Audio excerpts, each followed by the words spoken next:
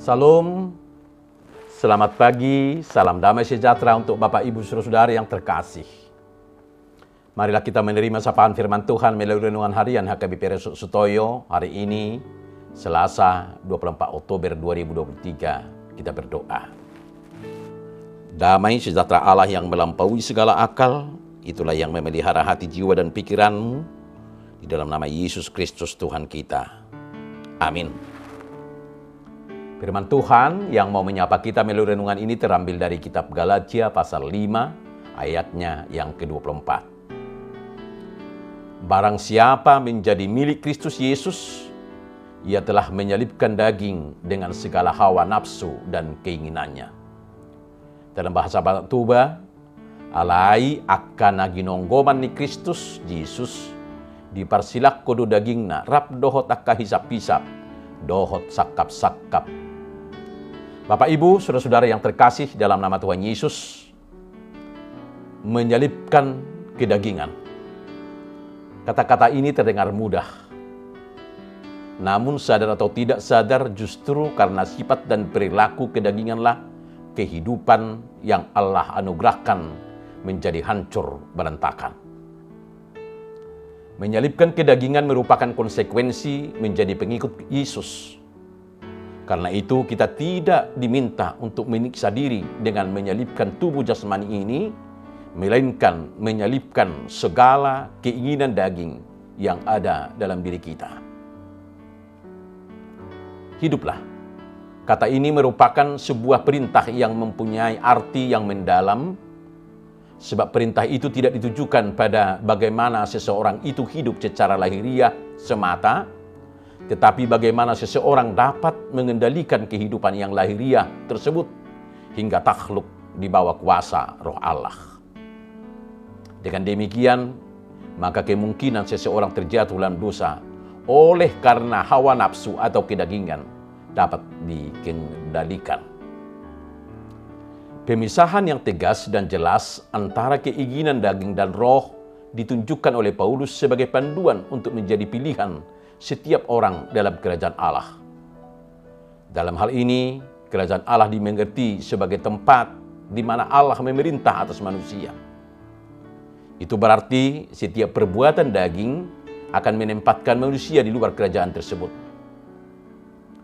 Di sini, Paulus membagi semua yang dihasilkan oleh sifat-sifat kedagingan ke dalam dosa seksual.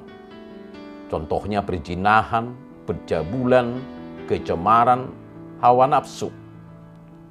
Dosa religius, contohnya penyembahan berhala, sihir, dan dosa-dosa karena temperamen seseorang, contohnya perseteruan, perselisihan, iri hati, amarah, dan sebagainya.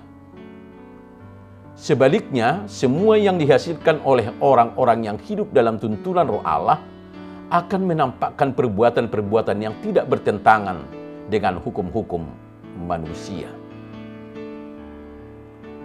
Penekanan penting di sini terletak pada keutamaan Kristus yang menjadi dasar iman Kristen. Karena itu kepada siapa yang menjadikan Kristus sebagai Tuhannya, maka ia memiliki kewajiban untuk menyalibkan semua kedagingan yang ditandai oleh pengendalian hawa nafsu dan segala keinginannya melalui pimpinan roh. Bapak Ibu, saudara-saudara yang terkasih di dalam nama Tuhan Yesus. Paulus berpendapat bahwa hukum Taurat adalah sebuah kutukan karena tidak ada yang seorang pun dapat mengikutinya dengan sempurna. Melalui kematian dan kebangkitan Yesus, kutuk dosa tidak lagi berkuasa atas kehidupan manusia. Dengan demikian, maka ketaatan kepada hukum Taurat menjadi tidak penting lagi sejauh manusia sadar untuk menyalibkan segala kecenderungan buruk pada dirinya yang terwujud dalam hawa nafsu dan keinginannya.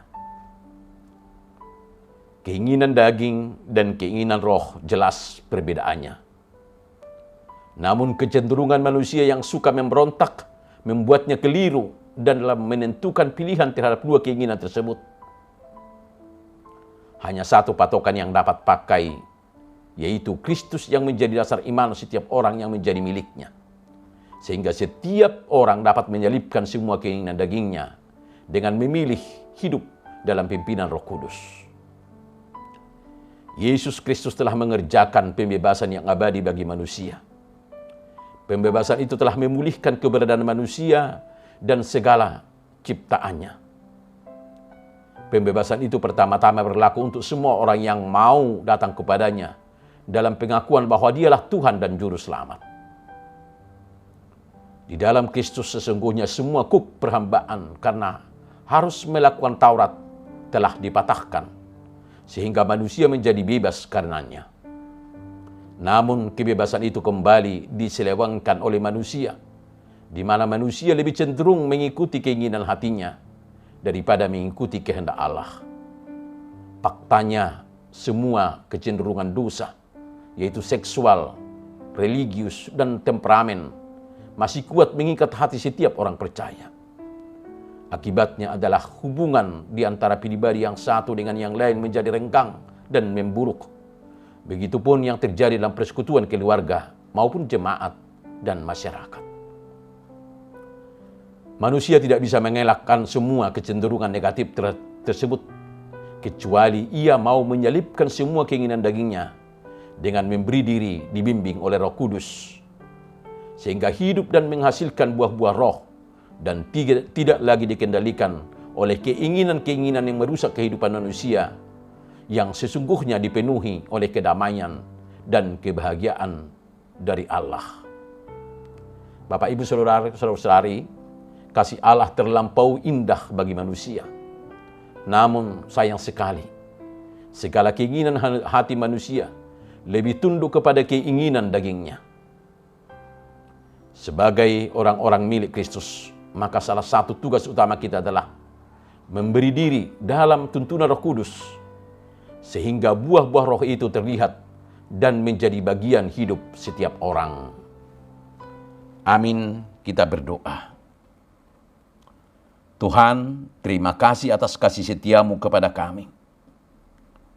Terima kasih Tuhan Yesus yang telah mengambil kami menjadi milik Kristus melalui penebusan-Mu.